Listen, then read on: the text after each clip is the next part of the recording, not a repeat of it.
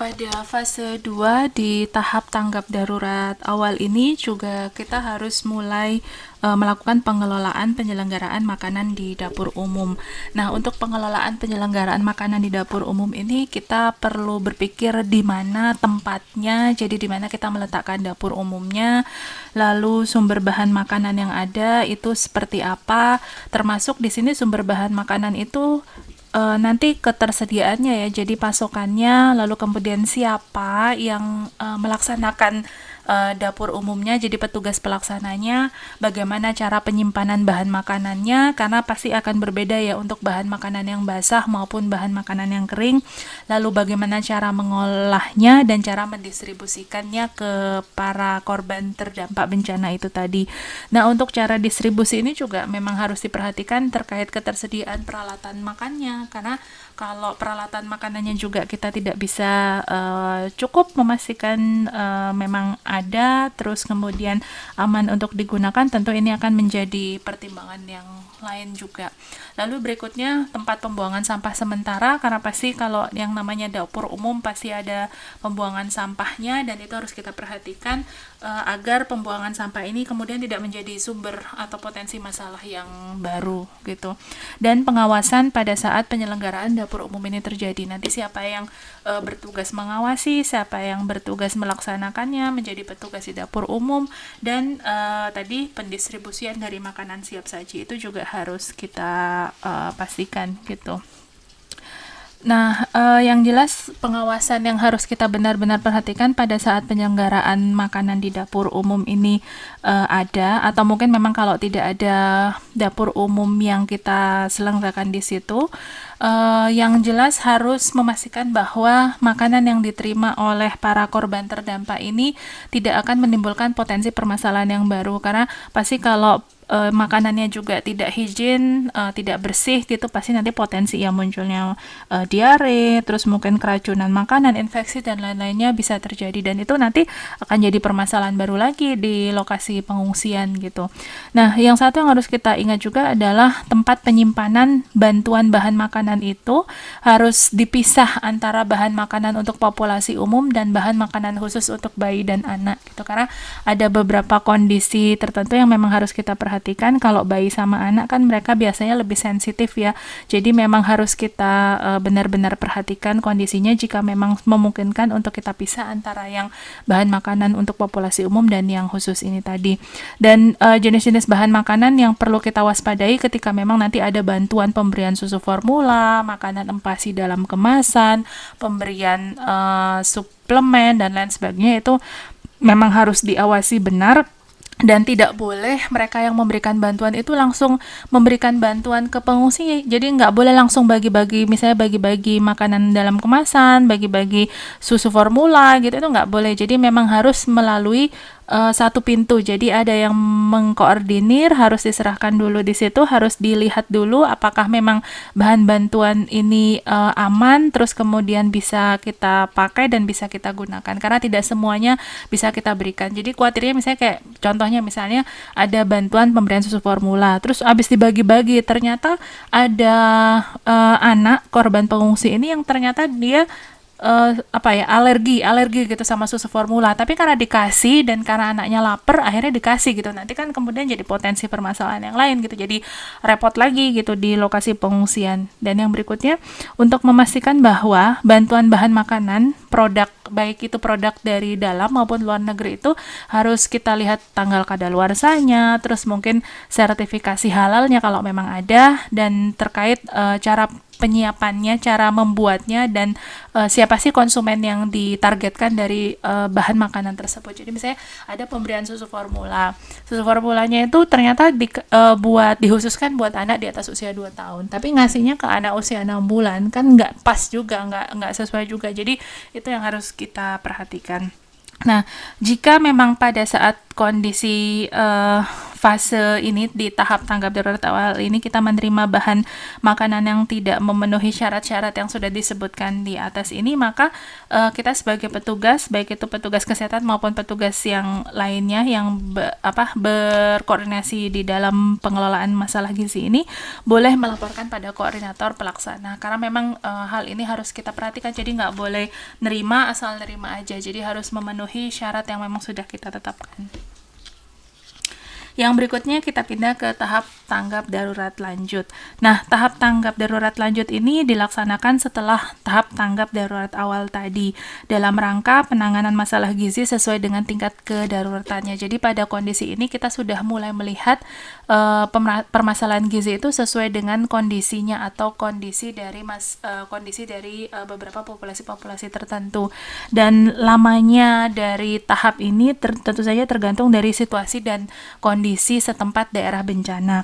Nah, pada tahap ini harusnya sudah ada informasi lebih terperinci tentang keadaan pengungsi secara lebih pasti terkait jumlahnya menurut golongan usia, menurut jenis kelamin, mungkin menurut keadaan lingkungan dari tempat pengungsian. Misalnya kalau tempat pengungsiannya lebih dari satu, terus keadaan penyakit dari masing-masing pengungsi itu. Karena kan pasti nanti berbeda kan kalau misalnya ada anak yang tadi misalnya alergi dengan susu sapi sama yang tidak, kan nanti kan kita harus memberikan intervensi penyediaan bahan makanan yang berbeda.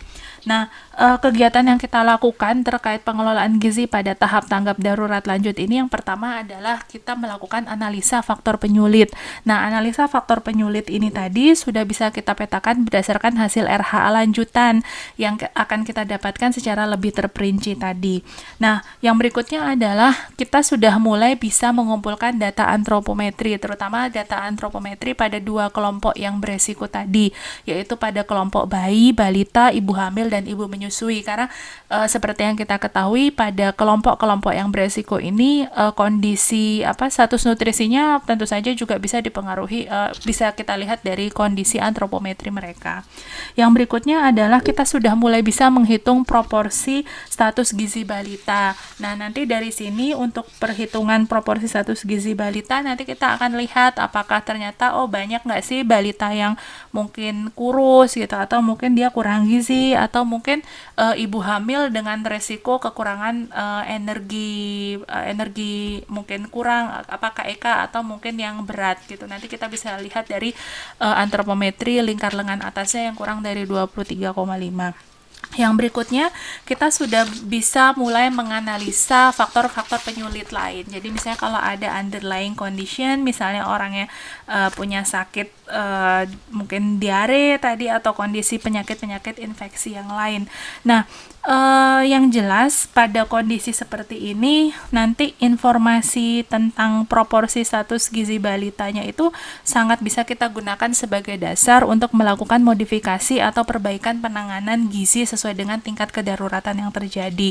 Nanti akan saya jelaskan di slide selanjutnya terkait analisa data antropometri dan faktor penyulit yang kita jadikan sebagai dasar dari tahap tanggap darurat lanjut ini.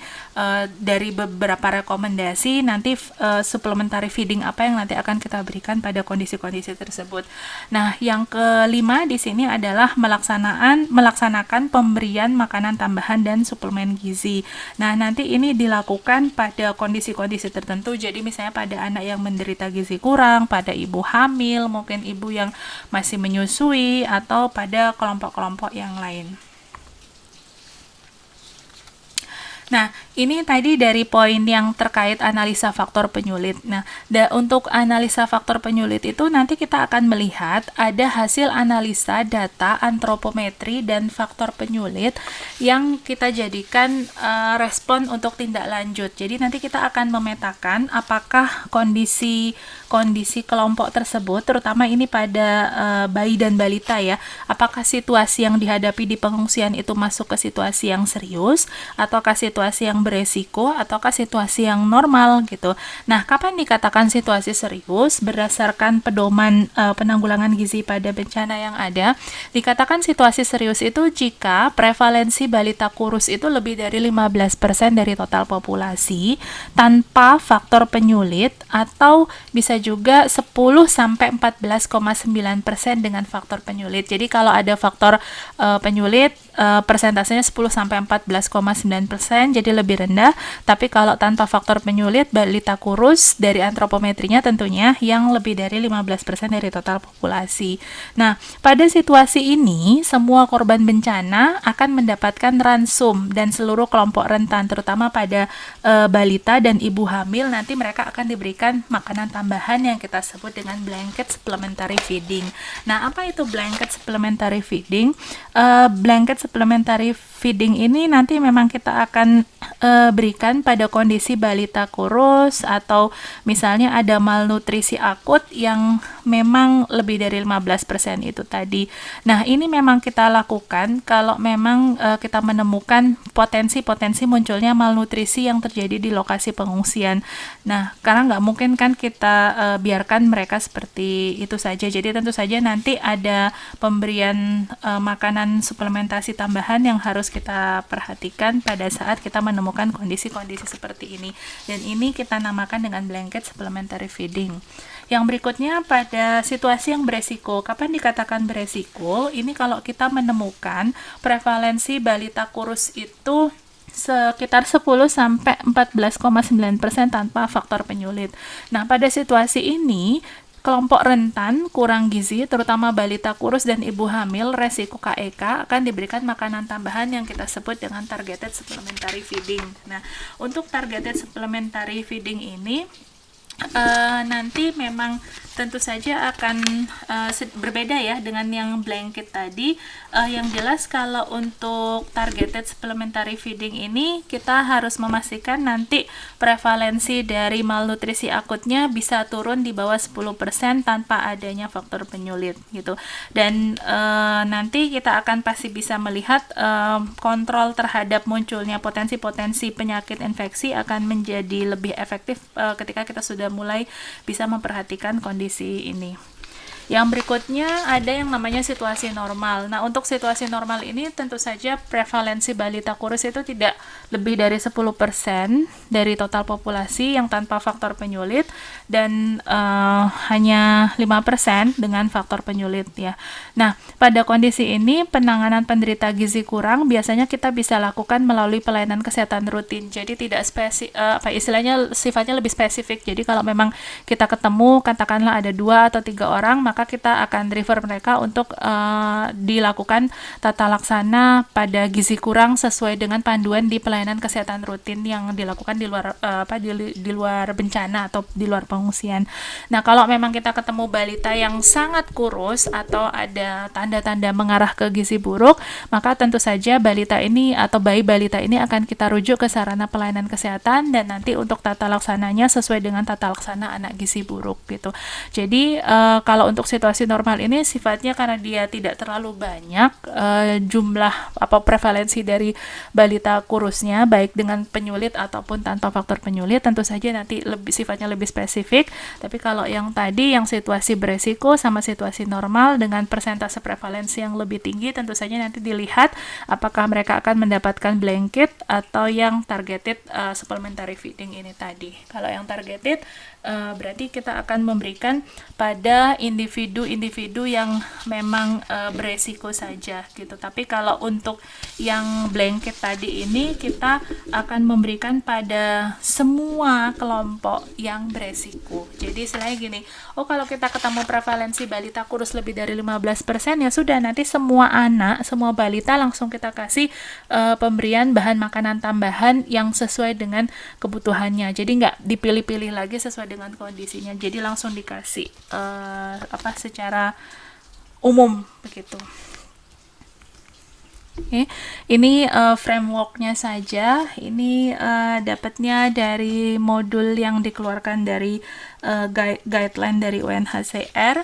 Di sini sebenarnya resume saja dari apa yang sudah saya jelaskan sebelumnya. Jadi kalau kita ketemu katakanlah tadi malnutrisinya yang di atas 10%, kita bisa lakukan di atas 15%, kita bisa lakukan blanket. Nah, ini bisa kombinasi sama yang sifatnya pemberian makanan yang sifatnya terapeutik, jadi case by case. Jadi dilihat mungkin ada spesifik kasus-kasus malnutrisi tertentu, nah itu masuk ke terapeutik. Tapi secara umum kalau sudah lebih dari 15%, blanketnya juga kita berikan. Jadi blanket supplementary feeding semua anak bayi balita kita berikan pemberian bahan makanan tambahan. Terus yang mereka kita temukan malnutrisi kita masukkan ke therapeutic feeding program. Untuk yang prevalensi malnutrisinya masih 10 sampai 14%, yang tanpa penyulit, yang 5 sampai 9% dengan penyulit tadi, dia pakai yang targeted supplementary feeding. Lalu kemudian kalau memang ada kondisi tertentu nanti masuknya ke terapeutik juga.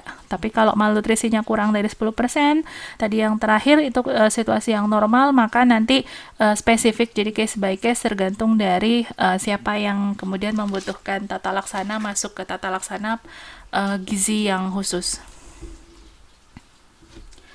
Oke, yang berikutnya tadi untuk di tahap tanggap darurat lanjut, kita juga memberikan tata laksana pemberian bahan makanan tambahan dan suplemen gizi.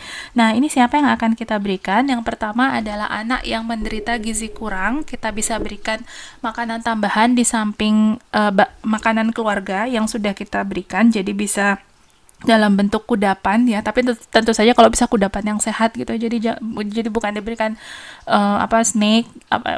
diberikan snack gitu terus kita kasih ke mereka gitu, enggak. Jadi kalau bisa nilai energi dari kudapannya itu bisa memenuhi 350 kilokalori per hari. Yang berikutnya ibu hamil. Tentu saja ibu hamil ini nanti kita akan berikan 1 tablet FE setiap hari selama 90 hari. Kalau memang selama 90 hari itu masih di pengungsian, tapi kalau kurang dari 90 hari di pengungsian, nanti pemberian tablet FE-nya dilanjutkan dari fasilitas pelayanan kesehatan. Yang berikutnya adalah pada ibu nifas. Kalau memang nanti di kelompok yang terdampak itu kita temukan ada ibu nifas, maka bisa kita berikan 2 kapsul vitamin A dengan dosis 200.000 IU. Nah, ini pemberiannya bagaimana? Kita berikan 1 kapsul di hari pertama, jadi jangan 2 kapsul langsung di 1 hari. Jadi jangan langsung dikasih di 1 hari yang sama, jadi diselang 1 hari gitu ya. Minimal 24 jam pada saat pemberian kapsul vitamin A-nya ini tadi. Nah, untuk anak-anak yang usianya di bawah 6 sampai 11 bulan kita bisa kasih vitamin A yang dosis 100.000 IU. Kalau yang sudah di atas 12 bulan, di atas 1 tahun, bisa kita kasih yang 200.000 IU. Nah, bila kejadian bencananya ini kurang dari 30 hari setelah pemberian kapsul vitamin A yang menjadi program pemerintah di bulan Februari sama bulan Agustus, maka di pengungsian dia sudah tidak perlu lagi dapat kapsul vitamin A. Tapi kalau kurang lebih dari 30 hari sebaiknya tetap diberikan lagi. Yang berikutnya juga tidak lupa kita lakukan penyuluhan kelompok dan konseling perorangan dengan materi yang sesuai dengan kondisi saat itu. Dan yang terakhir di pemberian makanan tambahan dan suplemen gizi ini adalah jangan lupa untuk memantau perkembangan status gizi balita melalui surveillance gizi yang nanti akan kita kerjakan pada bayi balita, ibu hamil, ibu menyusui yang beresiko ini tadi. Oke. Yang lupa di sini terkait untuk transisi darurat ya.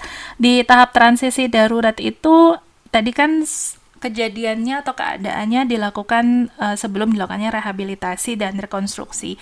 Jadi tadi sudah disebutkan yang agak di awal yang ada tabel-tabel tadi, kegiatan yang kita lakukan di transisi darurat itu disesuaikan pada situasi transisi daruratnya, jadi situasi dan kondisi yang ada, dan kita bisa lakukan kegiatan gizinya sama seperti pada tahap tanggap darurat yang tadi saya sudah jelaskan. Oke, yang berikutnya terkait di tahap pasca bencana. Nah, di tahap pasca bencana ini inti dari kegiatannya adalah pemantauan dan evaluasi yang menjadi bagian dari surveillance. Nah, tujuannya apa? Yang pertama, kita sudah mulai bisa melakukan perhitungan atau mengetahui kebutuhan yang diperlukan, need assessment dari kelompok populasi yang terdampak bencana itu. Yang kedua, kita sudah bisa mulai melakukan kegiatan pembinaan gizi sebagai tindak lanjut atau respon dari informasi yang diperoleh secara integrasi dari kegiatan pelayanan kesehatan masyarakat. Jadi ketika sudah selesai bencana itu terjadi, nanti untuk tindak lanjutnya kita bisa melakukan pembinaan gizi yang bisa kita lanjutkan di fasilitas pelayanan kesehatan masyarakat yang menjadi lokasi mereka yang terdampak dari bencana tersebut. Dan yang terakhir adalah peningkatan dan mempertahankan status gizi dan kesehatan korban bencana. Tentunya pasti harapannya ketika sesudah terjadi bencana itu jangan sampai status gizinya justru malah jadi buruk daripada sebelum terjadi bencana. Nah, ini sedikit tambahan saja untuk penanganan gizi pada kelompok rentan. Jadi yang saya sudah tadi jelaskan sebelumnya, yang gambaran yang biasanya dilakukan pada saat fase bencana, dan ini beberapa hal yang perlu kita tekankan lagi pada beberapa kelompok rentan tadi, yaitu pada bayi usia di bawah 2 tahun ini, dan balita 24-59 bulan, serta ibu hamil dan menyusui dan lansia. Nah, untuk bayi di bawah 2 tahun atau baduta yang seperti yang sudah kita tahu tadi kan merupakan kelompok yang paling rentan ya, sehingga memerlukan penanganan gizi khusus. Nah, ada beberapa prinsip pemberian makanan bayi dan anak atau PMBA yang harus kita perhatikan pada anak usia di bawah 2 tahun ini. Yang pertama adalah pemberian ASI harus tetap diberikan kalau memang anak-anak itu masih diberikan ASI gitu. Jadi jangan sampai pada kondisi bencana ini, kalau sebelumnya mereka dikasih ASI, pas kondisi bencana karena bantuannya dikasih susu formula, akhirnya jadi putus ASInya, malah dikasih susu formula gitu. Jadi gimana caranya agar pemberian ASI pada baduta ini bisa tetap diberikan gitu. Dan PMBA ini juga merupakan bagian dari penanganan gizi dalam situasi bencana, sehingga PMBA yang dilakukan pada situasi bencana ini harusnya bisa dilakukan dengan benar dan tepat waktu gitu, sehingga kemudian tidak akan mempertaruhkan kesehatan para baduta ini, jadi korban terdampak yang masih berusia di bawah 2 tahun ini. Nah, untuk penyelenggaranya siapa? Penyelenggara dari PMBA ini tentu saja pemerintah daerah yang terdampak. Jadi pemerintah daerah yang nanti akan dibantu oleh Dinas Kesehatan setempat, yang akan memiliki tenaga-tenaga terlatih yang menyelenggarakan PMBA dalam situasi bencana. Kalau memang tidak memiliki atau jumlahnya sangat terbatas dan tidak sebanding dengan jumlah kelompok yang terdampak, maka bisa meminta bantuan dari dinas kesehatan lain. Dan harapannya pelayanan kesehatan bayi dan anak ini bisa terintegrasi dengan pelayanan kesehatan ibu, Jadi ibu, bayi, anak, kesehatan ibu dan anak bisa sama-sama terintegrasi satu sama lain. Dan tadi sama seperti pada saat saya menjelaskan di tahapan-tahapan, mulai dari tahapan prabencana, terus pada saat tahap bencana di fase awal dan fase lanjut, tentu saja kita harus melakukan penilaian cepat. Jadi berdasarkan tadi dari rapid health assessment itu tadi, kita bisa mengidentifikasi keadaan ibu, bayi, dan anak, termasuk mungkin kalau misalnya ada bayi atau anak yang piatu karena kondisi bencana itu. Nah, kita harus memastikan ransum pangan yang ada di lokasi pengungsian itu harus mencakup kebutuhan makanan yang tepat dan aman dalam memenuhi kecukupan gizi bayi dan anak gitu. Jadi kan kondisinya tadi mereka kelompok yang rentan. Dan yang menjadi catatan di sini yang harus diperhatikan, susu formula, produk susu lainnya, botol dan dot tidak termasuk dalam penanganan ransum gitu. Jadi memang pada kondisi bencana sebenarnya justru bantuan itu jangan terlalu mudah diberikan susu formula, dikasih botol dot. Nah, sekarang misalnya kita mikir gini deh. Kita kasih susu formula, kita kasih bantuan botol sama dot. Pertanyaan berikutnya, airnya dari mana? Gitu loh. Air bersihnya bisa diakses dari mana kalau misalnya kondisi bencananya keterbatasan air? Padahal kita tahu dalam penanganan atau pemberian susu formula dan proses ini sterilisasi botol dot itu kan membutuhkan air yang ya nanti proses higien sanitasinya tentu harus kita perhatikan gitu kan. Nggak lucu nanti dikasih susu formula, dikasih botol, ternyata botolnya dicuci seminggu sekali gitu kan, nggak lucu juga. Oke. Untuk PMBA ini nanti tadi saya lupa ini kaitannya sama penilaian cepat. Ini penilaian cepat ini. Nah, penilaian cepat itu nanti tadi sudah dijelaskan di tahap tanggap darurat awal fase 1 pada saat kita mulai menghitung kebutuhan gizi. Siapa yang mengerjakan? Yang mengerjakan tentu saja petugas gizi yang terlibat dalam penanganan bencana.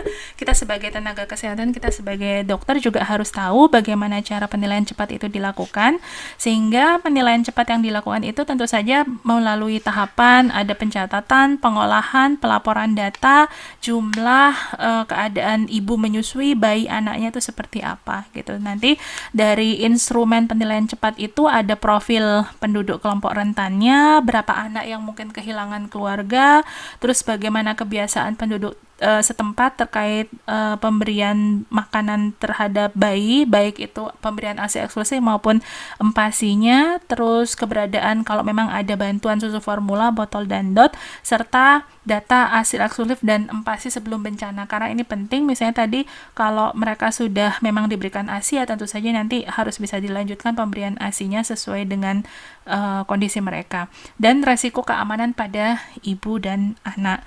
Nanti hasil penilaian cepat ini tentu saja akan memerlukan tambahan informasi, ada data kualitatif dan data kuantitatif yang bisa kita gunakan untuk analisa faktor risiko penyebab masalah gizi dalam situasi bencana.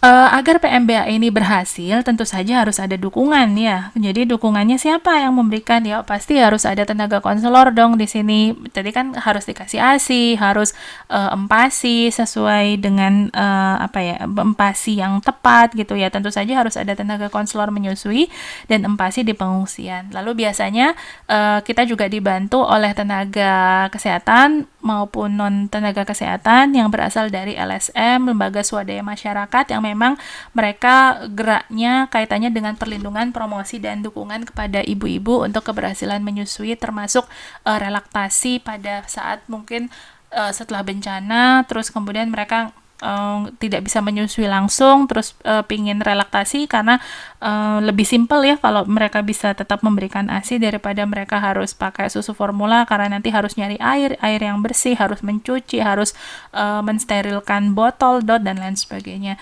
Yang berikutnya juga konseling menyusui dan PMBA di pengungsian itu harus dikerjakan. Jadi jangan berpasrah pada pemberian bantuan susu formula, bahan makanan tambahan yang siap saji begitu, tapi harus memastikan konselingnya juga jalan pada saat ada di pengungsian itu. Siapa yang memberikan, siapa deh yang bisa memberikan, mungkin bisa dari LSM, bisa dari rumah sakit setempat, bisa dari puskesmas setempat, bisa dari dinas kesehatan, pokoknya ini harus jalan gitu. Karena kalau nggak jalan, kasihan bayi-bayi yang di bawah usia 2 tahun ini, kalau memang mereka tetap ASI terus nggak bisa dapat ASI, itu akan sulit. Atau kalau yang sudah dapat empasi tapi empasinya juga terbatas, tentu saja akan menjadi kondisi yang sulit gitu.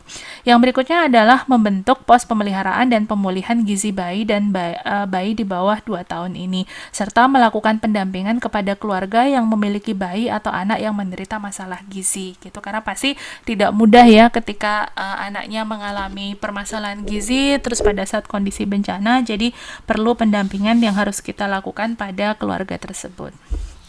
Nah, kriteria bayi yang di bawah 2 tahun yang bisa mendapatkan susu formula pada saat berada di lokasi pengungsian atau pengganti air susu ibu atau PASI ini sebenarnya harus kita perhatikan. Jadi tidak semua anak ketika ada bantuan susu formula langsung dibagikan semua, nggak bisa seperti itu. Jadi harus benar-benar kita pilah dan pilih gitu.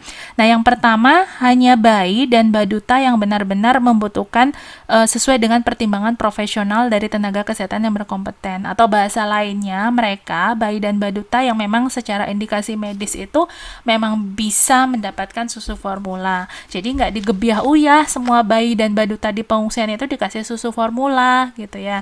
Dan bayi dan baduta yang sudah menggunakan susu formula sebelum situasi bencana. Jadi Jadi kalau sebelumnya masih ASI, ya harus bisa tetap mempertahankan ASI-nya.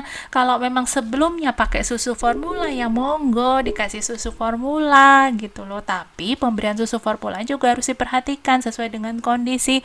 Karena kondisi bencana tentu saja tidak sama seperti kondisi sebelum bencana. Jangan kalau dulu ngasih airnya direbus dulu karena kondisi bencana airnya nggak bisa direbus, airnya nggak bisa. Nah, itu yang kemudian nanti akan menjadi permasalahan. Di slide selanjutnya saya akan menjelaskan bagaimana kalian sebagai tenaga kesehatan juga harus tahu bagaimana cara handling, cara mempersiapkan susu formula. Yang berikutnya adalah bayi dan baduta yang mungkin terpisah dari ibunya dan tidak ada ketersediaan donor ASI, maka kita bisa mempertimbangkan pemberian susu formula. Atau bayi dan baduta yang ibunya meninggal, ibunya sakit keras, ibunya sedang menjalani masa relaktasi yang nggak bisa langsung keluar kembali air susu ibunya, biasanya kita masih berikan bersama dengan susu formula, atau mungkin ibu yang menderita alasan lain sesuai dengan kondisi medis ibu. Nanti di slide berikutnya akan saya berikan link untuk melihat indikasi-indikasi medis apa yang bisa kita kita bisa pertimbangkan untuk memberikan pengganti dari ASI. Nah, ini yang tadi saya sebutkan terkait cara pemberian dan cara penyiapan dari susu formula. Jadi adik-adik bisa lihat di sini, tinggal diklik linknya. Oke, nanti saya kasih filenya. Ini bagaimana cara mempersiapkan susu formula gitu.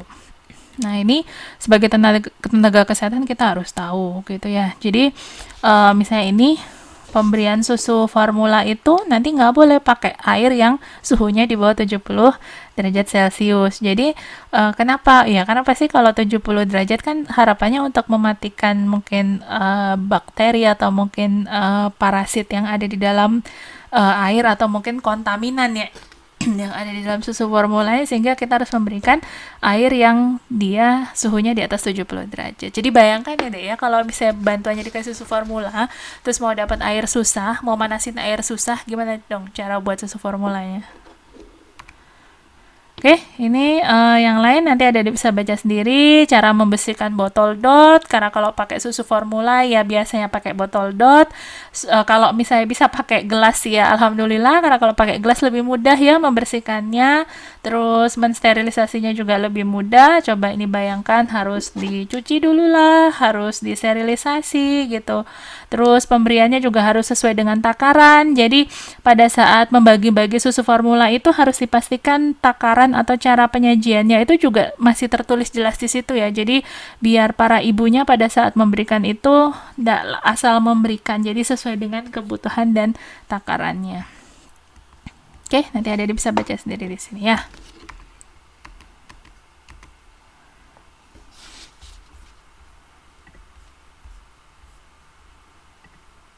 Nah, terkait susu formula ini, jadi yang harus kita perhatikan adalah pada saat pengelolaan bantuan susu formulanya. Jadi kita harus memberikan informasi kepada pendonor dan media massa bahwa bantuan berupa susu formula atau PASI, botol dan dot pada korban bencana tidak diperlukan. Karena seringkali yang terjadi bantuan awal itu banyaknya susu formula, padahal belum tentu semua anak itu membutuhkan susu formula gitu. Dan bantuan berupa susu formula atau PASI harus mendapatkan izin dari kepala dinas kesehatan setempat. Itu tadi yang saya bilang, ketika kalian misalnya mungkin membantu memberikan bantuan, terus memberikan susu formula atau mungkin empasi yang siap saji, mohon disampaikan dulu kepada koordinator di pengungsian setempat, karena pendistribusian pemanfaatan susu formula atau PASI pendamping ASI harus diawasi secara ketat oleh petugas kesehatan setempat dan harus memperhatikan batas kadaluarsa kemasan susu formula untuk menghindari keracunan dan kontaminasi. Oke, ini berikutnya terkait penanganan gizi bayi balita.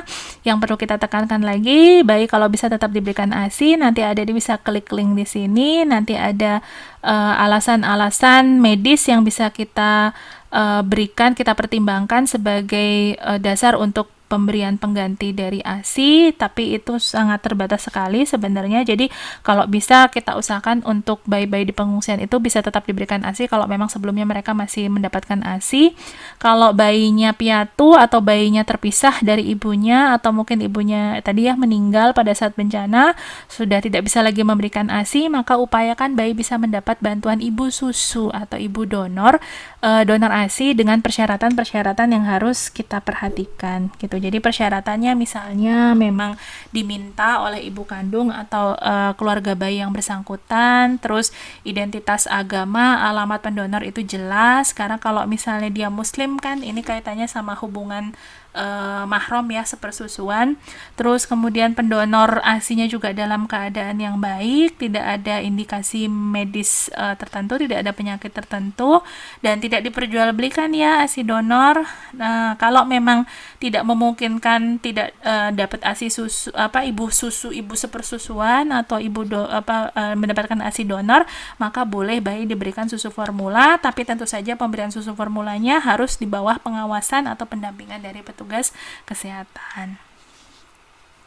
Nah, ini untuk yang usianya di atas 6 bulan, kalau memang mereka masih diberikan ASI, dilanjutkan pemberian ASI-nya.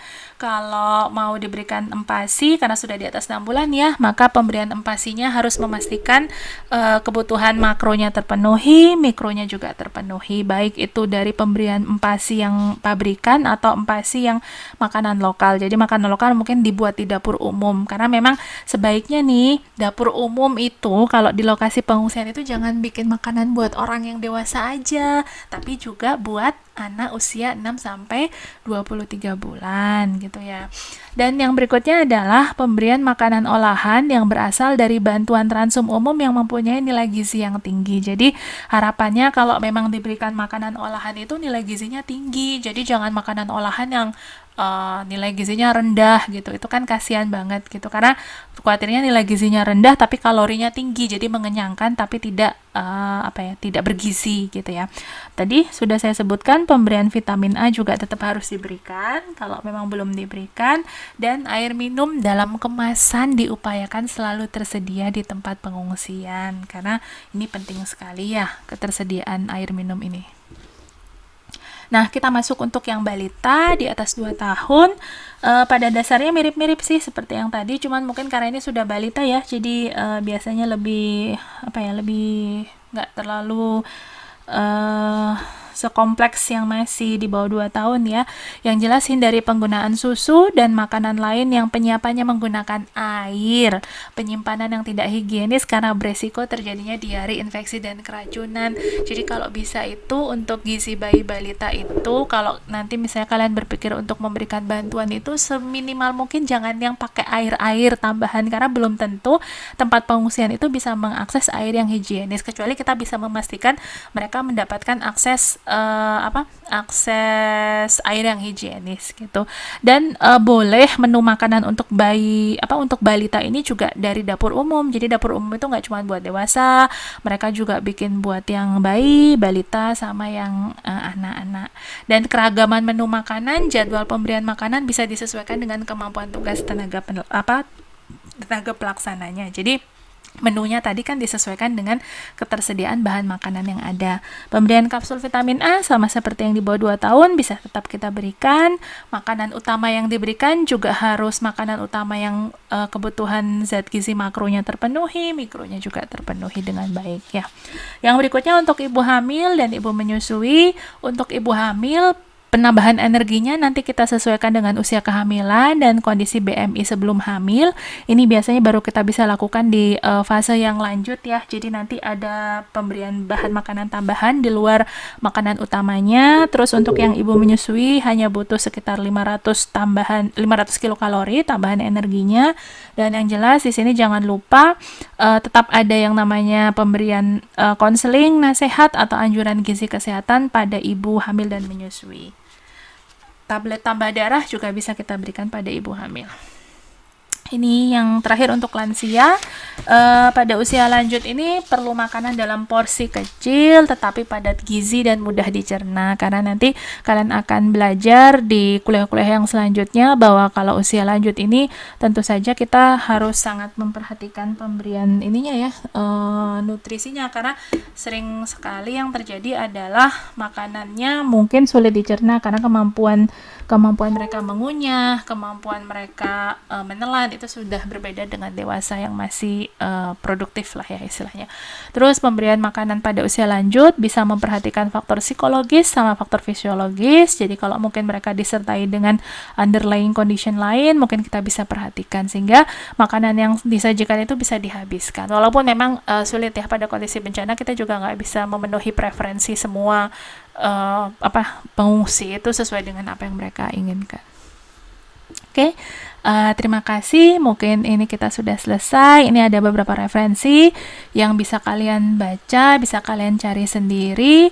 Dan ini yang menarik, sebenarnya ada semacam e-course, jadi online course yang bisa kalian ikuti. Nanti kalian bisa klik linknya di sini. Nah, seperti ini. Oke. Ini nanti tinggal klik di, link yang di slide itu. Ini free, akses lessonnya, kursusnya ini free. Di sini ada tentang pemberian nutrisi di kondisi emergensi seperti apa. Mungkin kalau adik-adik ingin belajar lebih lanjut pada saat kondisi emergensi, nanti kondisi kalau untuk menilai status gizinya seperti apa, terus pemberian mikronutrien, terus termasuk pada saat bencana pemberian makan untuk bayi balita seperti apa gitu. Di sini juga ada tentang bagaimana kita bisa handling donasi ya kalau pada saat emergensi. Ini seperti ini contohnya. Ada studi kasusnya juga di sini. Ini menarik. Ini ada contoh kasus yang terjadi di Indonesia. Ada pemberian bantuan tapi nggak koordinasi sama koordinatornya sehingga pemberian bantuannya jadi sangat beragam tapi kemudian tidak bisa termanfaatkan dengan optimal karena memang nggak semuanya butuh bantuan tersebut ya. Nanti bisa dilihat satu persatu di sini. Saya rasa kan pembelajaran aktif ya, jadi mungkin bisa ditambah dengan mengikuti online course ini ya. Mungkin sekian saja dari saya. Terima kasih saya ucapkan. Assalamualaikum warahmatullahi wabarakatuh.